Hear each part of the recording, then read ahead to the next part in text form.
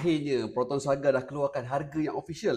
Semalam saya ada buat poll. Ramai yang suruh saya kira untuk yang harga paling mahal. Berapa income yang selesa kalau nak beli Proton Saga yang baru? Higher spec. Jom kita breakdown. Model baru harga bermula RM48,900. Deposit 10% RM4,800. Road tax RM90. Insurans RM1,600. Total upfront yang kena ready untuk sebuah Proton Saga ni adalah RM6,850. Installment kita kira untuk 9 tahun, sebulan RM547. Kalau setahun, RM6,564. Kita kira pula dia punya yearly expenses. Insurans RM1,600. Road tax RM90. Untuk pembeli terawal dapat setahun free service.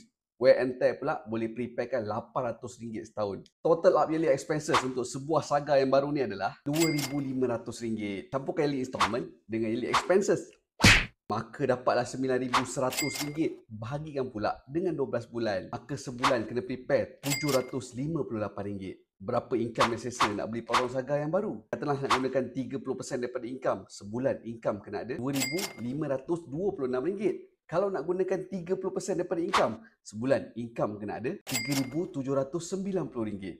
Gaji RM3,700 selesa untuk beli Saga. Tapi ramai juga yang beli Honda.